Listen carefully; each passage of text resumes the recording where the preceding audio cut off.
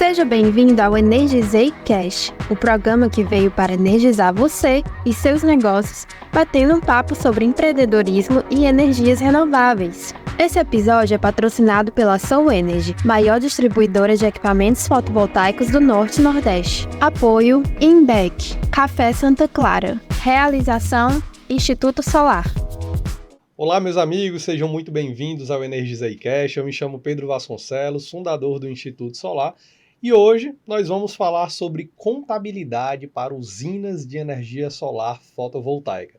Quem está com a gente hoje para conversar sobre esse assunto é Adolfo Ciríaco, ele que é contador e administrador de empresas, diretor executivo da Conecta Contabilidade e sócio da Optimize Consulting. Espero que eu tenha falado tudo corretamente, Tudo Adolfo. certinho, meu irmão. Tudo certinho. Prazer estar com vocês aqui. Seja muito bem-vindo. Muitíssimo obrigado. Muitíssimo obrigado.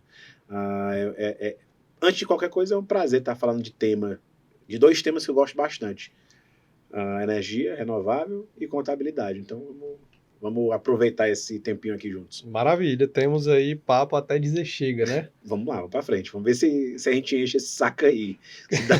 Se dá essa quantidade toda de papo aí. Vamos nós. Cara, primeiro de tudo, né? Precisa de contabilidade para usina de energia solar? Interessante, né? Vou contar um pouquinho da minha convivência com usina, porque, de certo modo, começou há mais ou menos uns 5, 6 anos atrás. Sim. Né? E começou de um jeito muito, posso dizer assim, orgânico, né? Muito, até meio que visceral. Era meio que as pessoas não sabiam nem como lidar com isso direito. Começou a se popularizar ali entre 2018 e 2019, né? Começou a aparecer as primeiras usinas de uma forma mais acessível, né? Começou a ficar um pouco mais acessível nessa data e a turma procurava muito. E, Adolfo, eu posso vender energia, né? Eu posso vender energia. E a energia é uma atividade regulamentada, né? Então Sim. Você não pode vender energia. E foi quando começou a surgir essa forma, né, da gente fazer, na verdade, uma cessão, né, um arrendamento do equipamento, né, com a disponibilização desses créditos. E aí eu digo o seguinte, é necessário sim contabilidade. Né? E por que é necessário contabilidade? Porque é uma atividade, vamos dizer assim, remunerada. Né? Então é muito importante entender que uma atividade remunerada, ela exige contabilidade. E quando eu falo de contabilidade, usando a expressão contabilidade no sentido mais popular, que é tudo aquilo que permeia tributos, a administração financeira, enfim, é extremamente necessário isso. Se você é um microprodutor e você tem uma produção para você mesmo, você tem ali uma pequena, vamos dizer assim, uma pequena usina, nem sei se chama-se pequena usina, né? Uhum. Mas se você tem uma microprodução e você faz a utilização para si próprio, de certo modo, a gente não tem que se preocupar com isso. Contudo, se você é, mesmo que um microprodutor, aí eu vou, essa parte mais específica, mais técnica, eu vou deixar aqui para os engenheiros, para os profissionais da área em si. Eu acho que microprodutor é até 75 kW-pico, né? Isso. Pronto. Até para esses, se você disponibiliza a terceiros, é muito importante que você entenda. Ou você está disponibilizando enquanto pessoa física, e por ser um arrendamento, é sim uma receita tributável, né? Você tem um rendimento da pessoa física de natureza tributável. Vai para o imposto de renda, Vai para o imposto de renda da pessoa física. Está lá vinculado ao famoso carnê-leão, né? Então você vai ter que fazer o reconhecimento do rendimento e fazer os abatimentos dos gastos que você teve. Você vai ter que levar aquilo à tabela progressiva do imposto de renda, né? Ou então você vai constituir uma pequena empresa, vai integralizar ou construir sua usina dentro dessa pequena empresa e vai fazer essa disponibilização do seu equipamento a terceiros por meio de uma nota de débito, aqui no estado, se for em Fortaleza, por meio de uma nota fiscal, similar a uma alocação de equipamento, no qual você disponibiliza aquele equipamento para ser utilizado por um terceiro, que esse terceiro vai utilizar a energia, não a energia, né, mas os créditos de energia que ele disponibilizou para a rede, vamos dizer assim, da companhia de distribuição. Né? E como foi descobrir que era assim que funcionava Na em marra, 2018, 2019? Na marra. Né? E por que na marra? Porque, na verdade, muitas vezes, isso é muito interessante da gente compreender essa não somente a gente gosta de culpar muito o país pela complexidade da natureza tributária. E, de fato, o país tem uma responsabilidade, sim. Inclusive, essa reforma vem com um propósito, não de redução de carga tributária, mas vem com um propósito de facilitação da nossa vida. De organização, né? Porque, assim, o Brasil... Redução a gente deixa para outro momento, Deixa né? para outro momento, né? Que bom que viesse, né? Mas, infelizmente, não virá. Infelizmente, o lençol é curto, né, e a gente não consegue ainda, né, falar em redução de carga. Mas trazendo um pouquinho do cenário da reforma para explicar como foi que se chegou a essa estratégia de saber que era um arrendamento, eu vou explicar. Com a reforma, o que vai acontecer é que você vai ter um débito, que é a sua receita, e vai ter um crédito, que é tudo aquilo que você gasta, e você vai pagar sobre um IVA. Né?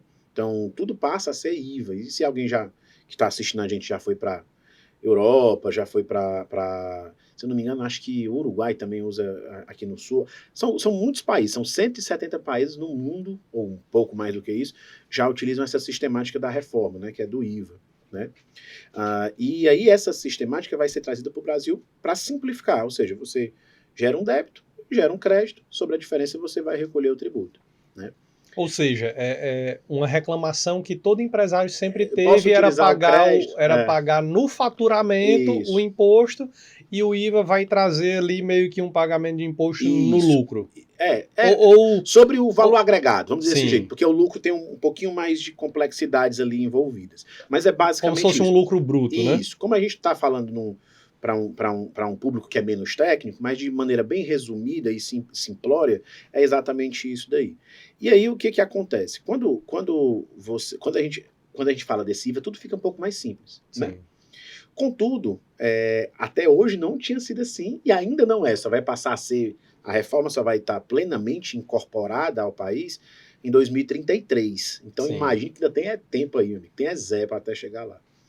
E então, como nós temos um histórico, o que acontece surge uma situação nova, uma tecnologia nova, ainda não tem precedente, né? Ainda não tem precedente para a gente entender como aquilo vai acontecer, né?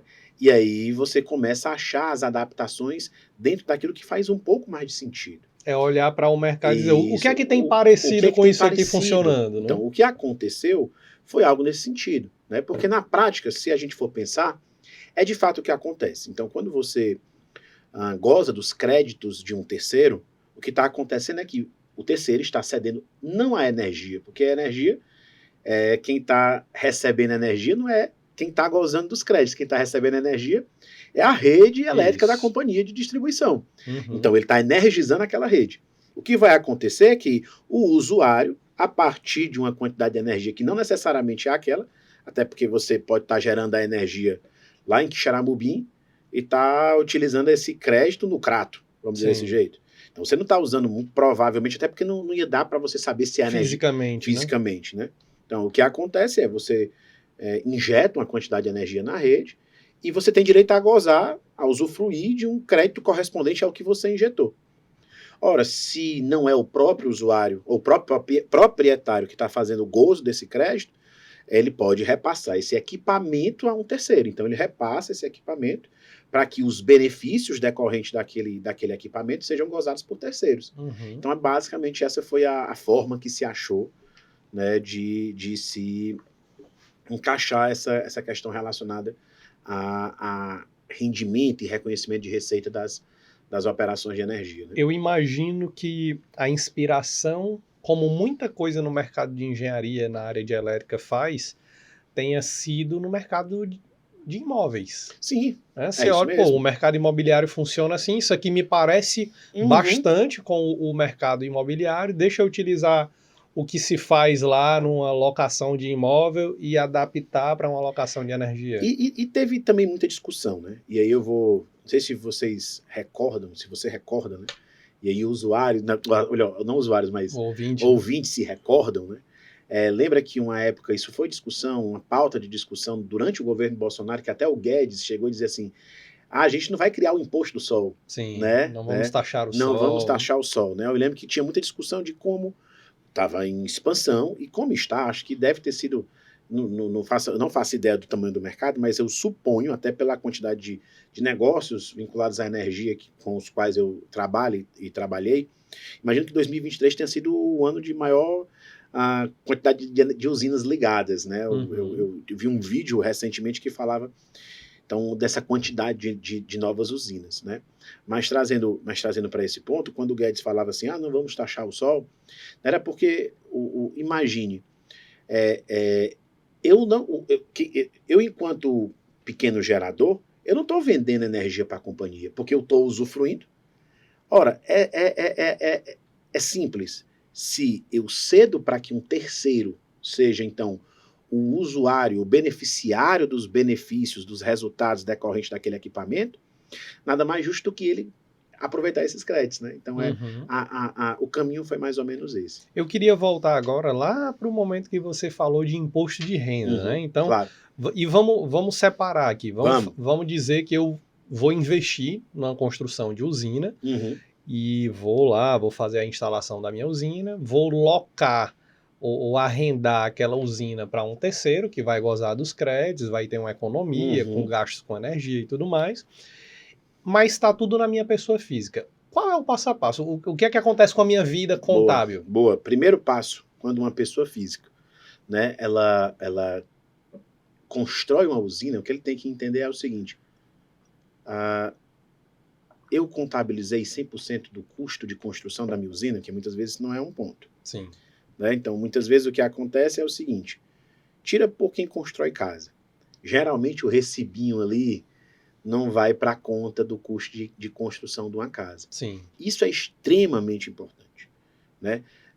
Por quê? Porque o que vai reconhecer, na verdade, é o que vai gerar o reconhecimento daquele teu patrimônio de maneira adequada nos teus bens e direitos na declaração de imposto de renda. É a soma de todos os recibos. É a soma de todos os recibos, notas fiscais, é aquilo ali que você vai usar para contabilizar quanto é que custa, quanto é que foi o custo de aquisição da tua usina. Então vai reconhecer isso com bens e direitos. Para eu dizer lá nos meus bens e direitos do imposto de renda que eu tenho um patrimônio de R$500 mil, eu tenho que ter a soma dos meus recibos tem que dar R$500 mil. E aí você coloca tudo. Aí você pode colocar, por exemplo, o custo, tem que ter a documentação adequada. E quando eu falo de documentação adequada, quando eu falo de recibos, né?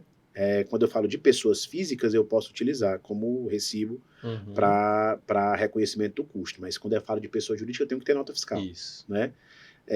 E aí isso tudo vai contabilizar o custo de aquisição da tua usina. Isso vai estar lá guardadinho. Para que isso é importante? Para exatamente identificar tua aplicação do teu rendimento, para ajustar o teu patrimônio, tudo isso é muito importante. E aí, em segundo plano, você vai fazer o reconhecimento dos rendimentos decorrentes dessa cessão da utilização do equipamento por um terceiro. E aí, muito similarmente a como você faz isso com aluguel. Tá? Então, você vai reconhecer uma receita lá de aluguel e você vai poder abater os custos que você teve com aquele aluguel. Então, vamos uma manutenção, alguma coisa do tipo, por exemplo. Eu tenho a locação do espaço onde minha usina está, né? Então você acaba fazendo um encontro de contas no livro caixa, tá, dessa atividade. Isso lá mesmo no sistema sisteminha do imposto de renda, na declaração de imposto de renda. Então vamos lá, eu coloquei lá em bens e direitos uma usina construída em R$500 mil. E digamos que essa usina me dá R$5 mil por mês. R$5 mil por mês, um exemplo. E aí eu tenho que lançar lá que o aluguel dessa usina R$5 mil todo mês. Exatamente. E aonde que eu abato? No livro caixa. Aí você vai usar os gastos do livro caixa para fazer o reconhecimento dessa baixa, né? Em cima de cada um desses 5 mil vai incidir a alíquota do imposto de renda daqueles 22,5%. Que vai chegar a 27,5%. 27,5%. E lembrar, isso pode somar ao rendimento daquela pessoa física. Então, digamos que aquela pessoa física tem um rendimento de R$10 mil numa atividade, vamos dizer assim, como seletista, ou então como um prolabore, ou mesmo como um estatutário, como um funcionário público, e aquele rendimento vai somar. Ou seja, ele vai para a alíquota de teu rendimento total. Que é a máxima. Que é a máxima, que seria 27.000%. Ou seja, fazer a utilização de uma usina enquanto pessoa física, tá? Isso demanda uma avaliação adequada para entender se esse custo faz algum sentido. Porque vamos pensar, ora, se eu estou falando de um rendimento vou fazer a conta simples, R$10.000, você ter 27.000% de imposto, você vai gastar R$2.750. Se você leva isso a uma pessoa jurídica, tá? Você vai ter uma redução muito expressiva. Você vai gastar algo próximo de R$1.130. Vamos dizer lá que o contador de uma pequenininha empresa vai te cobrar lá meio salário mínimo, 700. Você vai gastar 1.700, é R$1.000 a menos do que na tua pessoa física. Uhum. E aí é por esse motivo que a contabilidade entra enquanto uma proposta de facilitação da apuração desse tributo, de onde você deve encaixar essa renda de uma forma mais adequada, né? Então, assim, isso é muito, muito, muito interessante, porque muitas vezes o proprietário, o microprodutor, o pequeno produtor, ele não faz essa conta, né? Ele pensa, não, vou abrir empresa, não vou fazer isso não. Pensa na complexidade, mas faz sentido, né? Você primeiro que o pequeno produtor, o microprodutor, já tem um deságio expressivo, né? Então, ele não vai conseguir repassar o crédito de energia pelo valor do quilowatt, ele vai sofrer um deságio. Vamos lá, que seja aqui 15%. Ele perder mais 27%, ele alonga demais o tempo de retorno do investimento dele, né? Então, o imposto tem uma importância gigantesca nessa conta. Me mata uma curiosidade. Por quê? E aí é um leigo perguntando para um contador. Claro. Por que o imposto incide antes de eu recuperar os 500 mil investidos? Porque não é lucro ainda, né? Porque não é lucro ainda. Porque, na verdade, quando você fala... aí entra uma questão que na empresa é diferente, né? Porque o que acontece é que a Receita Federal estabelece o retorno... Vou sintetizar. Não existe a possibilidade de você abater a aplicação do dinheiro em despesas de capital, ou seja, em CAPEX ou mesmo, que eu vou dizer, em custo de aquisição de patrimônio. Sim. Na pessoa jurídica, você até pode utilizar a depreciação, ou seja, que é a perda do valor daquele bem com o decorrer do tempo, com a utilização e o desgaste, né? Então, você até pode aproveitar esse custo, que na pessoa jurídica isso é excelente, eu posso puxar esse ponto, né? Mas não de maneira imediata, né? Não de maneira imediata. Você pode usar isso conforme a utilização, conforme a permissão de utilização da Receita Federal, né? Então, o que acontece? Trazendo agora mais para um conceito de empresa. Vamos dizer que agora eu estou falando de um... Sentir que 27,5% vai pesar, vou analisar agora, colocar isso no CNPJ. No CNPJ. Nós estamos falando agora de R$500 mil. Uma empresa que, a princípio, tem a opção de ir para o Simples Nacional, que aí ele vai pagar até R$10 mil ali, uma carga de 4%, 6% sobre o faturamento, ou no lucro presumido, que vai ficar ali entre 11,33%, alguma coisa do tipo. Para esse tipo de empresa, o lucro real, não é nem que ele não 4 seja... 6% no faturamento, 11 e pouco no lucro. No faturamento também. No faturamento também. De forma de... Estou falando aqui em carga líquida. Sim. Né? A apuração é sobre um lucro presumido, mas na carga líquida seria 11,33%. Né? Então eu tenho essa possibilidade. Posso botar essa empresinha no Simples Nacional e vou recebendo lá pelo Simples Nacional e tal. O ponto de atenção é exatamente você fazer um encaixe da melhor condição de regime tributário associado à tua realidade. Se você está falando no Simples Nacional ou no lucro presumido, você não pode falar de depreciação. Por quê? Porque no Simples Nacional o que é tributado é a receita, ou seja, é o faturamento, de maneira mais objetiva, e no lucro presumido é uma presunção de lucro, ou seja, a Receita Federal estabelece um percentual que vai presumir que é o teu lucro. Sim. Né? Então, você não tem mais direito a nenhum tipo de crédito decorrente de despesas, tá? Então, muitas vezes, quando eu falo de pequenos produtores... É considerado um benefício? A depreciação? Não.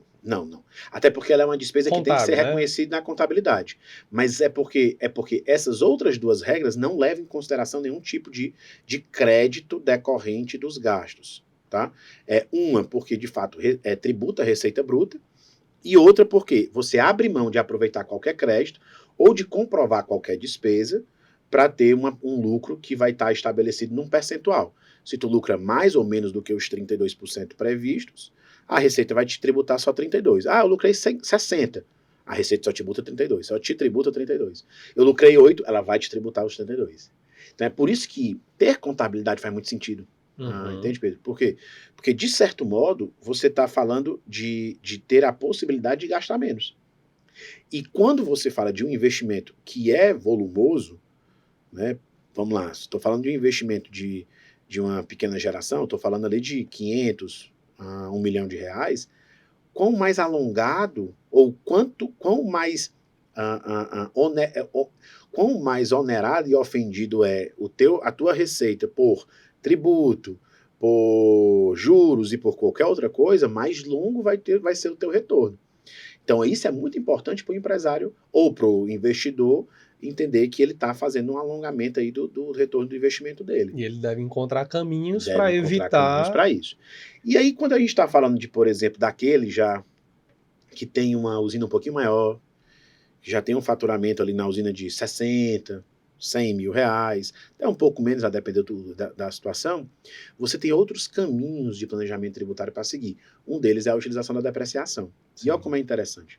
Você concorda que, de maneira bem objetiva, uma usina para a Receita Federal, ela deprecia em 10 anos. Por mais que a vida útil daquele bem possa durar um pouco mais, mas enquanto tipo de equipamento, ela vai depreciar em 10 anos. Ou seja, eu posso reconhecer 1/10 do custo de aquisição enquanto despesa a cada ano. Então vamos dizer que eu tenho uma usina que eu gastei R$1 milhão e eu vou poder a cada ano reconhecer eu falei 1 milhão, né? Então eu posso reconhecer 100 mil reais por ano em depreciação.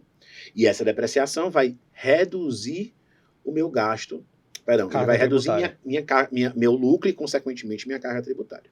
Beleza. Isso entendido... Em qual regime eu preciso estar para utilizar isso aí no lucro real. No lucro real. No lucro real. Aí o que acontece? A Receita Federal tem uma instrução normativa aí, falando aqui para quem é usuário. Instrução normativa 1.700. Né? Para quem é usuário, não. Para quem é investidor e que está aqui nos assistindo. Instrução normativa 1.700, que ela permite que você acelere essa depreciação. Como assim acelerar? Ao invés de você reconhecer o gasto em 10 anos, você pode reconhecer em 7,5 ou 5 anos. Isso vai depender da quantidade de tempo que aquele equipamento fica disponibilizado, fica ligado. Minha pergunta é, quando apaga o sol, a gente desliga o equipamento? Não. Então o equipamento fica ligado 24 horas. Por mais que à noite a quantidade de energia que ele vai gerar seja irrisória, porque não vai ter luz solar ali, né, irrisória ou não existente, mas ele está ligado, ele está em funcionamento. Isso. Né? Então, se considera muitas vezes que o equipamento de energia solar, ele funciona os 3 turnos. Uhum. E aí isso faz com que a possibilidade de depreciação, ela acelere. E aí eu posso reconhecer isso em 5 anos. E aí, ora, se eu tinha um gasto que antes era de 100 mil reais e agora eu posso reconhecer 200, já começa a fazer um pouquinho mais de sentido eu ir para um lucro real da vida. E aí eu te pergunto, de um equipamento que tem um custo de R$1 milhão, muito provavelmente você não tem um faturamento correspondente a 20% ao ano. Então, nos 5 primeiros anos, normalmente você tem a condição, tá, de não pagar imposto de renda, contribuição social, PIS e COFINS. Então, para quem faz esse planejamento tributário, consegue achar esses encaixes de melhoria dessa performance e, consequentemente, né, de encurtamento do retorno do investimento, do prazo de retorno do investimento. Então, por isso que é muito importante ficar atento a esses detalhes, entendeu? Eu não acompanhei, eu juro que eu não acompanhei essa última parte. Porque, para mim, a lógica está invertida aqui. Porque, vamos lá, ele não paga já nos 5 primeiros anos, mas não seria os anos de maior eficiência dos equipamentos? Mas o lance não são os... Aonde que a depreciação entrou nessa lógica? Vamos lá. Concorda comigo que a depreciação independe da vida útil daquele bem? Porque tem uma norma que estabelece... A depreciação contábil, né? Isso, não é a depreciação de fato. Certo. A quem vai escolher a forma com a qual aquele equipamento vai depreciar não é nem sobre escolha, né? Quem define é a vida útil daquele bem, tá? Uhum. Mas a Receita Federal, para efeitos de apuração do resultado fiscal, ela permite que você reconheça a depreciação em até 10 anos, tá? Ela diz o seguinte, ó, se for reconhecer em 9, não pode, você tem que reconhecer no mínimo 10, tá? No mínimo. No mínimo 10. E esse número é um número de fato para esse mercado? Ou... Não, esse é um número estabelecido para esse mercado. Né? Aqui a gente tem equipamentos eletrônicos. Exatamente, tá? São 10 anos de limite de depreciação. Certo. Quando a gente está falando, então, de máquinas e equipamentos, né? Vamos dizer desse jeito. Quando a gente fala de máquinas e equipamentos com 10 anos, lembra que eu falei que tem a Instrução Normativa 1700 que permite que essa depreciação seja acelerada? Sim. Então, ao invés de reconhecer 1/10 por ano, eu consigo reconhecer 1/5 por ano. 1/5 por ano, 2/10, 1/5 por ano. O que é que... Qual é o gatilho que me... Deixar o provar que o equipamento fica em funcionamento por 3 turnos diários. Perfeito. Então são 3 turnos de 8 horas. Se o equipamento tá em funcionamento. É como se eu estivesse numa indústria, uma máquina lá, eu tenho 3 turnos de trabalho. Exatamente. E aí o operário muda, mas a máquina... Isso, tem um setup, mas a máquina está funcionando. Uhum. Então, o desgaste, ele é maior do que um equipamento que fica 8 horas ou 16 horas ligado. Então é como se a Receita enxergasse assim, não, se ele investiu aqui no equipamento que trabalha full time. Exatamente. E eu vou dar aqui uma colher de chá para ele, diminuindo PIS e COFINS, porque é uma máquina que daqui a pouco ele tem que comprar outra. Exatamente. Que, na verdade, se a gente for parar para pensar, o que eu estou fazendo é uma antecipação de crédito, porque esse crédito existiria. Só que eu ia aproveitar ele em 10 anos. Ao invés de aproveitar em 10, eu aproveito em 5. E aqui é lucro real. Lucro real. Certo. E aí eu tenho um efeito caixa esplêndido, né? Porque, ora, eu estou antecipando uma economia. Ao invés de economizar em 10 anos, eu vou economizar em 5. Então, isso é lindo. E aí, Adolfo, mas e aí? Depois que a depreciação acabou, o que é que eu faço? Aí você muda de regime. Aí você vai para o lucro presumido, ou para o Simples Nacional, a depender da escolha que você fizer, tá? E vai recolher conforme esses 2 outros regimes. Porque, teoricamente, eu não poderia continuar no... Poderia, só que não ia valer a pena mais do ponto de vista econômico. E por que não ia valer mais a pena? Teu principal gasto de uma usina, a principal despesa reconhecida na contabilidade de uma usina é a depreciação do equipamento. Sim. Ela é a depreciação do equipamento. É por isso que aí eu vou reforçar. Ó. A gente fez um trabalho muito grande, tá? Muito grande e bem árduo, vamos dizer o seguinte, de quase 1 ano, tá? Na verdade, durou 1 ano, tá? De levantamento do ativo fixo de uma companhia que tinha um volume expressivo, uma quantidade expressiva de equipamentos, tá? E aí, como é esse trabalho? Ó, a gente foi buscar todos os documentos fiscais, todos os contratos, todos os empréstimos que a companhia tinha feito, para a gente constituir o custo de aquisição desse equipamento. E por quê? Ora, se eu tenho o custo de aquisição dele o perfeito, quanto mais custo de aquisição eu tenho, mais depreciação eu posso absorver. Uhum. Então, se eu deixo de reconhecer isso como um custo de aquisição, eu não vou aproveitar aquela depreciação. Não sei se está fazendo sentido agora o que eu estou dizendo. Sim. Quando acaba a depreciação, o equipamento já para a contabilidade não existe mais, ele é zero. Valor residual zero. Eu não tenho mais crédito. O que é que eu vou ter de gasto dessa atividade? Eu vou ter o vigia. Então é como se dali para frente eu tivesse que pagar as alíquotas máximas obrigatórias. Isso. Né? E aí o que eu faço? Uma vez por ano eu posso mudar o meu regime, eu mudo de regime. Uhum. Né? Então esses 5 primeiros anos no lucro real é como se fosse assim um turbinado, né? É exatamente isso. Você turbinou a contabilidade daquele negócio, que inclusive é o melhor período dele, porque ele está em ótima performance.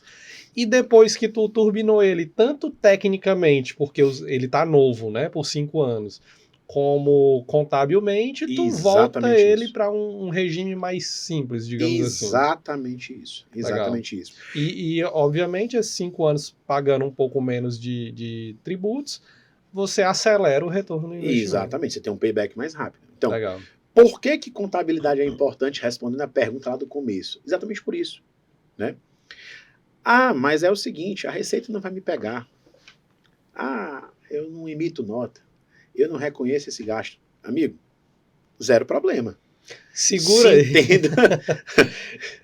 Eu quero entrar nesse ponto aí, porque ele é muito recorrente. É recorrente. Só que antes disso, eu quero convidar você que está nos acompanhando. O que é que tu tá achando desse papo? Essa troca de ideias, essas informações, para você que já está envolvido nesse mercado.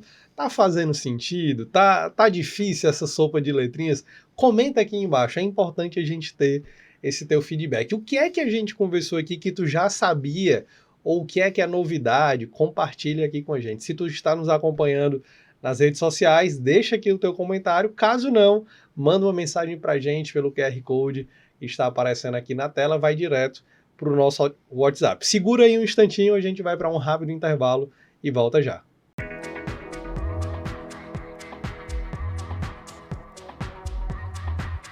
O Instituto Solar tem como missão difundir e popularizar a energia solar. Desde 2018, ajudamos pessoas a entrarem no setor de energia solar e conquistarem a liberdade profissional. Oferecemos serviços como venda de equipamentos, investimento em usinas e energia por assinatura, ferramentas, planilhas e cursos de alta qualidade para profissionais do mercado e investidores. Formações e mentorias em company para capacitar você no mercado de energia fotovoltaica. Instituto Solar. Sua jornada na energia solar começa aqui.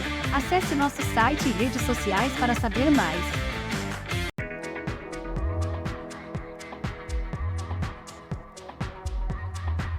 Olá, estamos de volta ao nosso Energizei Cash com Adolfo Ciríaco. E Adolfo, no bloco anterior nós estávamos discutimos diversas coisas, né? Pessoa física, pessoa jurídica, lucro real, lucro presumido, simples nacional, algumas vantagens. Depois a gente pode até organizar melhor em poucas palavras, né? Tudo isso aí. E você tocou num ponto da formalização. Tem gente que, não, mas eu não emito nota fiscal, eu emito.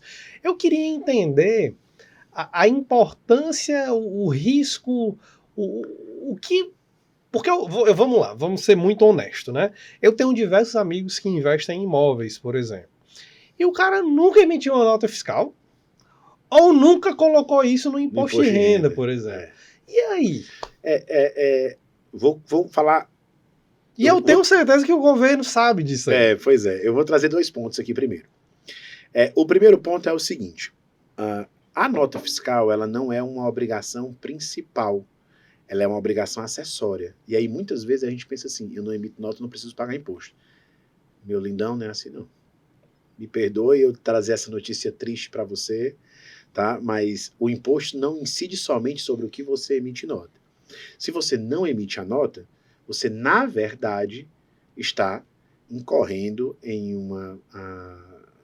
vamos dizer assim, em uma penalidade fiscal e que, se isso for interpretado como uma sonegação, você está cometendo um crime. Então, são pontos que são importantes. Que além de pagar futuramente esse custo, ainda pode responder criminalmente? Pode, né? Pode responder criminalmente. Bem, né, quando inicia um processo criminal de sonegação fiscal, quando se reconhece o crédito tributário, se paga o crédito tributário, normalmente, né, esse crime ele é extinto. Mas onde é que eu quero chegar? Quero dizer o seguinte: não confundamos as coisas. Né? Emitir a nota fiscal é uma obrigação acessória vinculada a um fato, que o fato é eu ter reconhecido uma receita, eu ter aferido uma receita. Então, eu auferi uma receita, agora é minha, então eu tenho que ofertar lá a tributação. A nota fiscal é uma obrigação acessória a isso. Tá? Então, não é que a ausência de nota não me obriga a pagar o tributo. Né? A ausência de nota, ela vai, na verdade, significar um descumprimento de uma obrigação fiscal. Esse é o primeiro ponto. É muito comum acontecer isso, tá? E aí fique imaginando que nós estamos falando de um país gigantesco, quase 280 milhões de pessoas, não sei se dá tudo isso depois do último censo, né? Que são movimentações bancárias diárias, todos os dias, idas e vindas, e que, de fato, é extremamente difícil para o governo conseguir identificar isso tudo. Mas eu estou no ramo da contabilidade há 20 anos, né? 22, tá? Enquanto empresário do ramo da contabilidade, há 15 completos agora em agosto desse ano. E a coisa é totalmente diferente do como era há 15 ou há 22 anos atrás. O Pix, por exemplo, que hoje já é o meio de pagamento mais utilizado no país, tá? Ele é intermediado pelo Banco Central. E digitalizou muito o E processo, digitalizou né? muito o processo. Ou seja, o governo já tem acesso à movimentação que você faz. Quando a gente fala também de quebra de sigilo bancário para questões fiscais, hoje em dia é extremamente frágil essa ideia de que o sigilo bancário lhe protege para questões relacionadas à autuação fiscal. Vou dar um exemplo, eu tive um caso de fiscalização de pessoa física que não precisou judicialmente, mas o fiscal da Receita Federal quebrou o sigilo bancário e levou toda a conta da pessoa física à fiscalização e ele teve que responder sobre todo o centavo que ele recebeu. De fato... Isso é sem aviso, né? Assim, ele foi avisado. O banco é quem emite um aviso para o cliente? Na verdade, funciona assim, no decorrer da fiscalização. O fiscal pede, se você nega o envio, ele solicita direto à instituição bancária. Entendi. Né? Quando eu falo isso, não é com o propósito de assustar ninguém, não.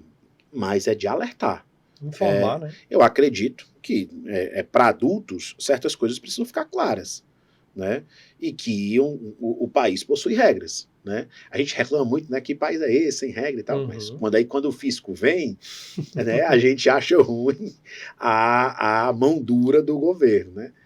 E esse é o primeiro ponto, ou seja, não é porque eu não emito nota que eu não tenho que pagar tributo. Se eu tive o reconhecimento de um rendimento, de uma receita, eu tenho que recolher o tributo e cumprir a obrigação principal, acessória, quando for o caso, de emissão da nota fiscal ou do documento correspondente.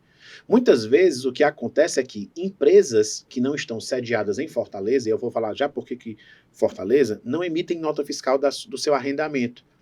Porque, na verdade, a alocação, né, o arrendamento, ele tem ele fica ali num limbo legislacional, tá?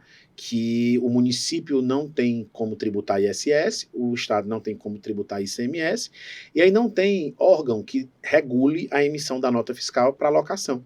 Né? Fortaleza tem uma regra diferente, tá? Mas, por exemplo, lá em Cascavel, minha cidade, não tem essa regra, então você emite uma nota de débito. Não sei se vocês já viram, talvez o espectador, o ouvinte está aqui com a gente, ele já tenha visto que ele emite uma nota de débito para formalizar aquela operação do aluguel, do arrendamento do equipamento dele. Né? Então esse é o primeiro ponto. Essa nota de débito é uma nota meio que genérica? É um genérico, qualquer... como se fosse um invoice. Tá? Nota de débito, invoice, nota fatura, Sim. recibo, é uma coisa, é um documento simples, né? Que ele serve exatamente para eu reconhecer aquela receita e, evidentemente, recolher os tributos sobre aquela receita. Então, não é porque não tem a nota que não tem o tributo. E aí a gente tem que entender o seguinte, provavelmente, tá? Vai passar mais facilmente pelas malhas lá do fisco, né? Aquelas movimentações que são de menor volume. Significa dizer que a receita não vai pegar? Não.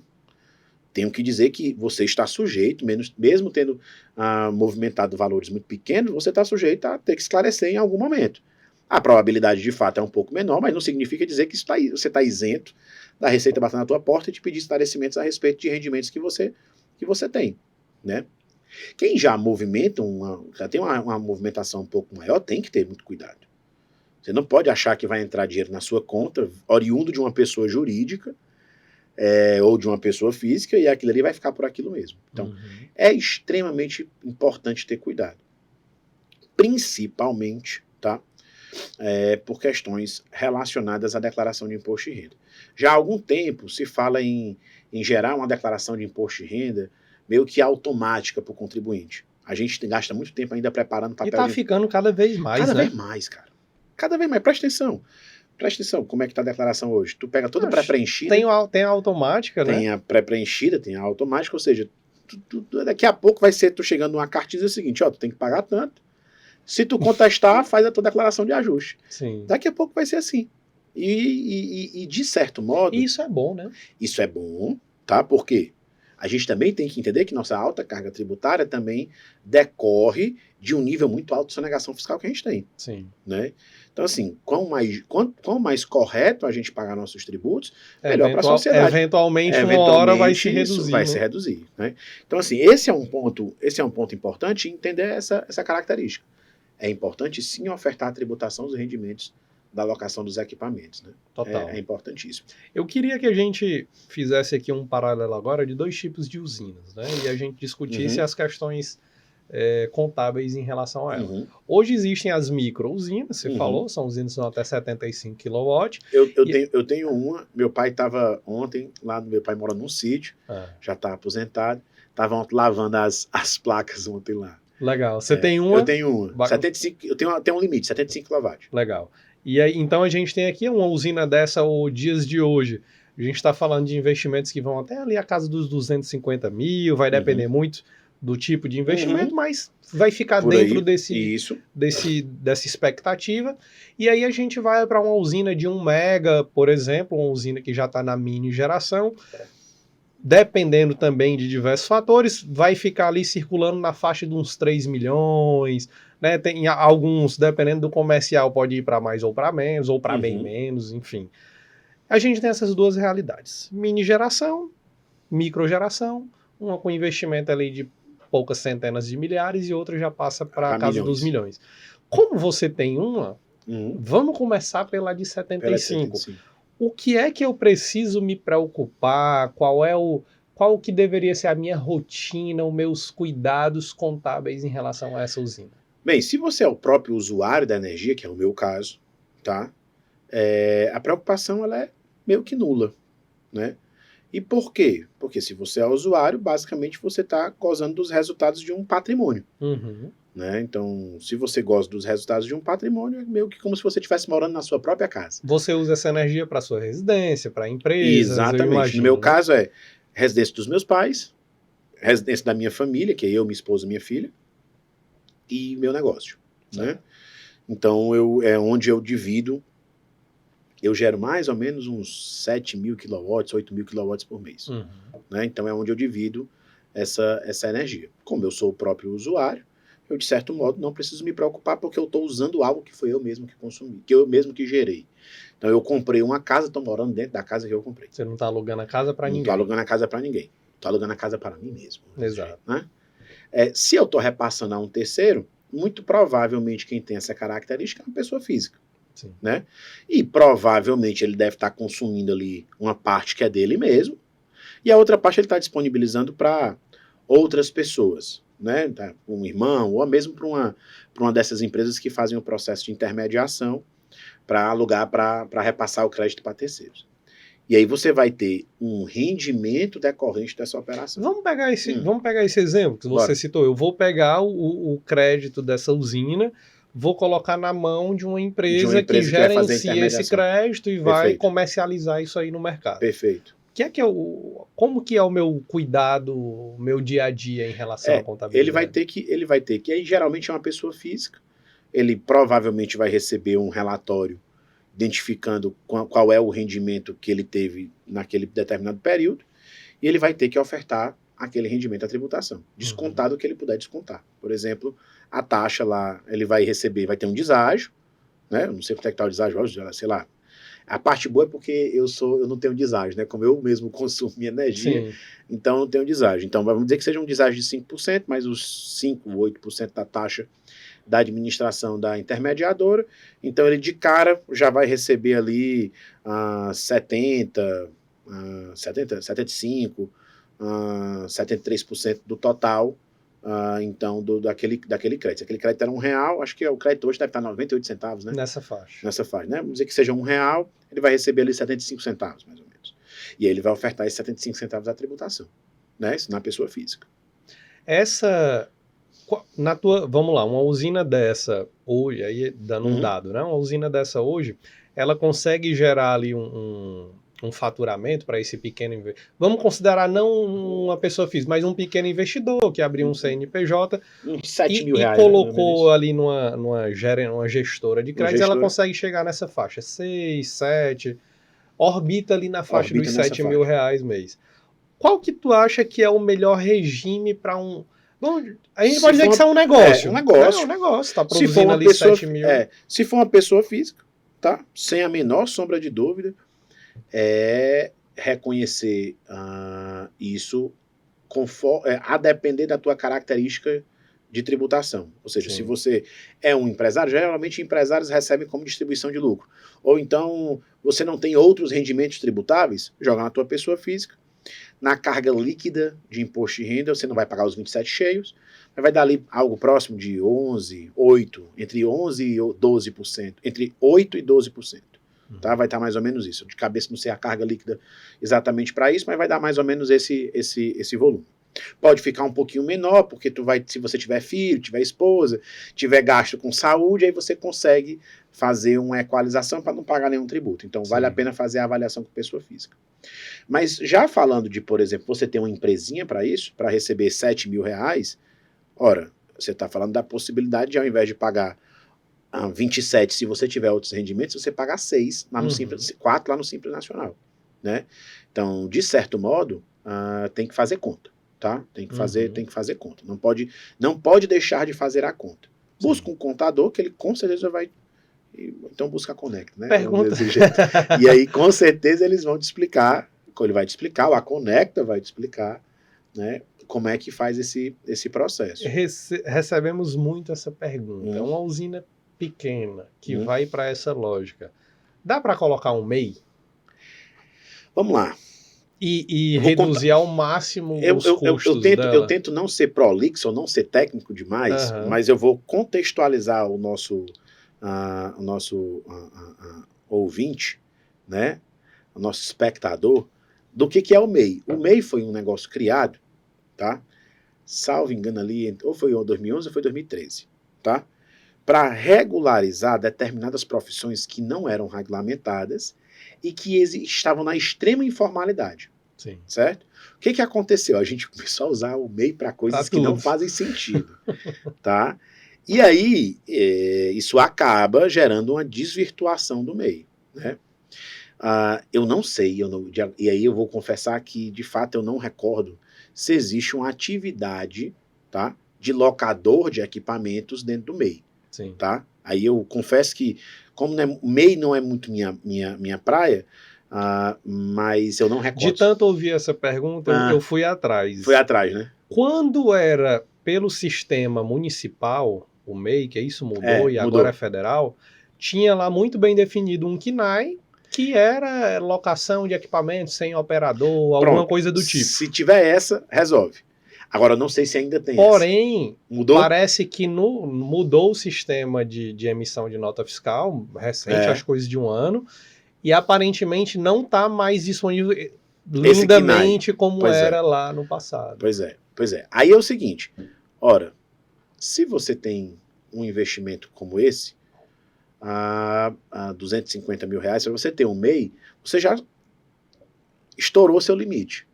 Então você já chegou no limite de 6.750, que é o limite do MEI, com uma usina de 75 mil kW-pico, 75 kW-pico, né? 75 kW-pico, você meio que já estourou ali o limite do MEI. Tem que faturar menos. Tem que faturar menos. Ou então tu vai ter que faturar o resto das coisas na tua pessoa física. Então, eu digo assim, não é que eu esteja desconsiderando ou considerando o MEI algo não usual. Na verdade, ele é hiperusual. Eu só acho que o ideal é a gente enxergar médio e longo prazo, não curto prazo.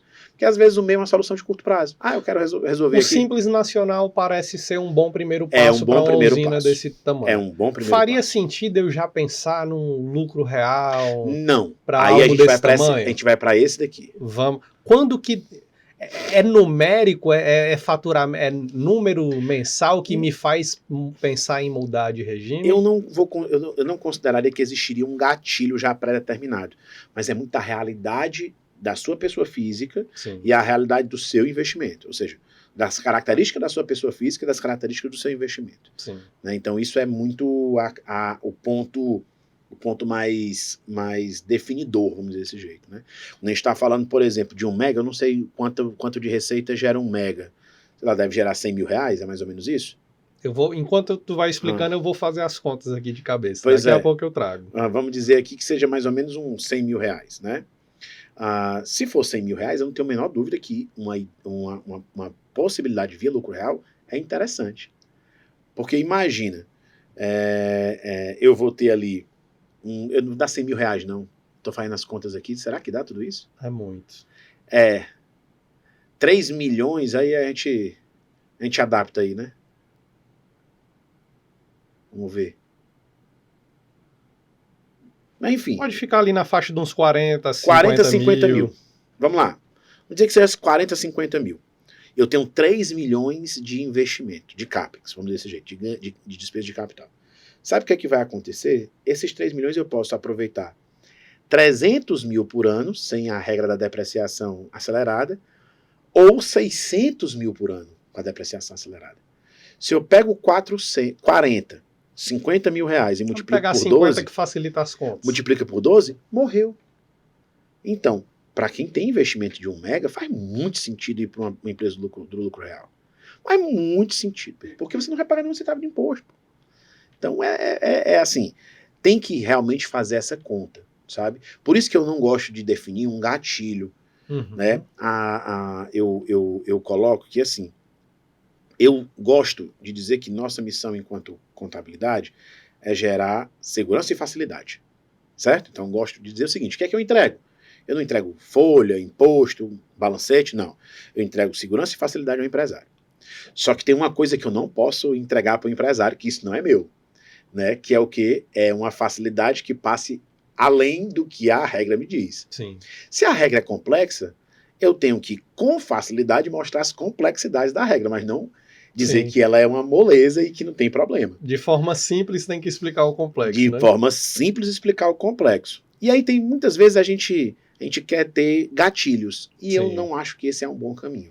Maravilha. Sabe? Entendi. Eu acho que o caminho realmente é fazer uma avaliação caso a caso. Perfeito. E aí, você que está nos acompanhando, o que é que você acha de tudo isso que nós falamos? Se identificou com alguma das situações que nós colocamos aqui?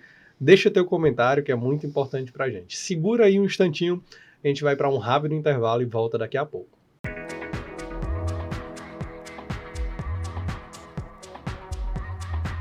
Quem sou? Eu sou a sua energia, inovação, confiança e tecnologia. O sol brilhou com mais alegria.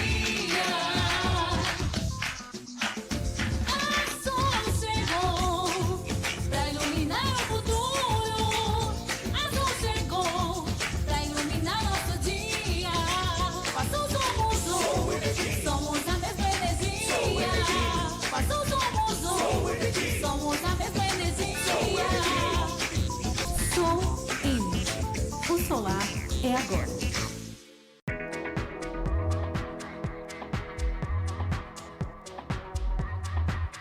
Olá, estamos de volta ao Energizei Cast e agora eu queria perguntar ao Adolfo sobre casos relacionados à contabilidade com usinas de energia solar que te chamaram a atenção aí dos teus clientes. O que é que ficou na memória aí, de repente uma situação negativa que se converteu numa positiva ou vice-versa? Bem, tem um primeiro ponto que é muito interessante, que é esse cuidado, de fato, com o custo de construção dessa usina. Muitas vezes isso é meio que tratado de forma paralela.